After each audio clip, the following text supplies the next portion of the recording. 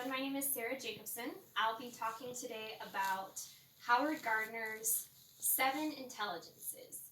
These are really similar to the 4 learning styles that you might have learned about in high school or in one of your freshman level classes. The only real difference that I can notice is that they are a lot more in-depth. They also, you can be more than one of them. So you can be interpersonal, linguistic, musical. You can have just this interplay of different intelligences happening all at once. So interpersonal intelligence, these people, they like to interact with other people. They are typically good leaders. They have good communication skills, and they tend to understand other people's perspectives more easily, especially if those people are different. And so I would recommend that these people study together in groups, maybe form a study group and go over some material from their classes. Additionally, there's intrapersonal intelligence. So this is kind of the other side of the coin. So you can have someone who is very independent, self-aware, highly self-motivated. And these people, they typically need a little bit of time to digest information on their own first before working in groups. And so musical intelligence, this is typically where your brain recognizes patterns in music, and you can also be aware of very subtle sounds and rhythms, and these people are very good listeners usually. So this one is the one that is usually thought of as the auditory learning style, if you're thinking in terms of the 4 learning styles. A few good study methods to use for this is you could create a jingle and pretend that you're, writing a commercial, or you could also set it to a poem or a rap. And another way that you could interact with this intelligence is to record lectures when you're in class, if your professor would allow it, or you could even give your own lecture and try to mimic your professor's vocal rhythms to kind of associate your brain's pattern recognizing abilities in that way.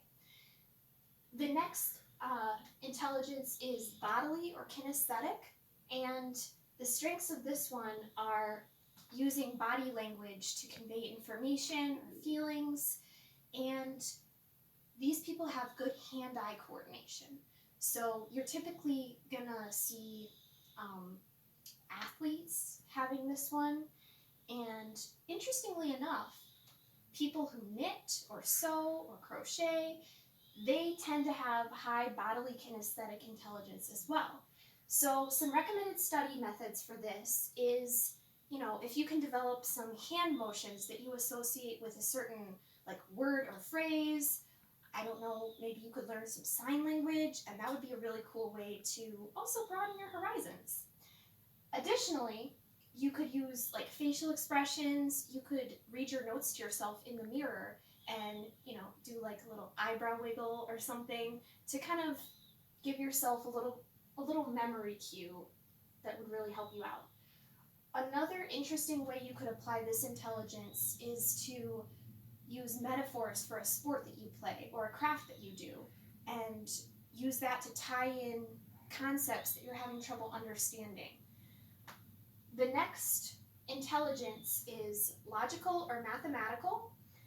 These people have good pattern recognition skills. They can develop strategies pretty well, and they see relationships between 2 different variables pretty easily.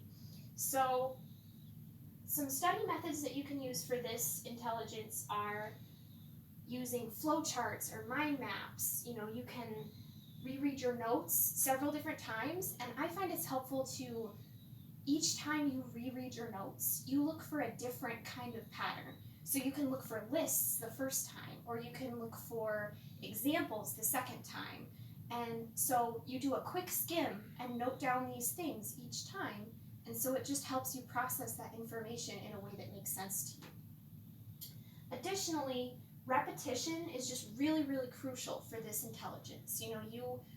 When you think about learning math, right, you think about you repeat the problem, maybe different variations of the problem, but it's really practice makes perfect with this one. So linguistic intelligence, they have a high fluency in written and oral communication, and they tend to be very persuasive, so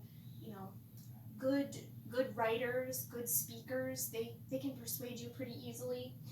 And then reading and writing are just a very important part of this intelligence. So that's just how they relate to the world. So some study methods you can use if you have high linguistic intelligence are paraphrasing your notes or your readings from your textbooks. You can also rewrite your notes as questions and then try to answer them either bullet point or essay format. And then also just making sure that you're explaining the content to another person or to even a pet or again yourself in the mirror.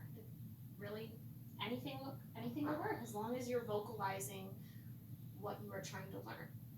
So spatial intelligence is a really interesting one as well.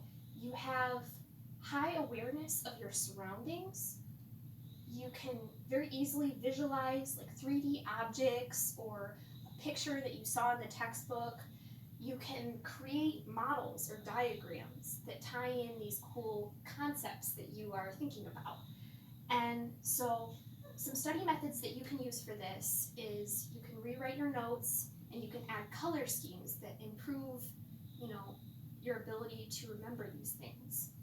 And you can also use like a model or a diagram, especially if you can make it yourself, you're more likely to remember adding each individual piece to the model or adding each individual detail to the diagram. And finally, a really interesting one that people with high spatial intelligence use is the concept of a mind palace, where you build a space in your head and you put objects in that space, and each object has a significance. And so you can actually walk through that place and look and say, this is here because I want to remember to buy packing tape or something similar. So these 7 intelligences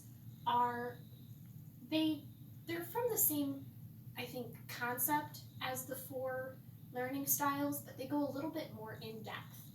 And so I think that learning how to study in college is really, really helped by an understanding of these 7 intelligences. Thank you.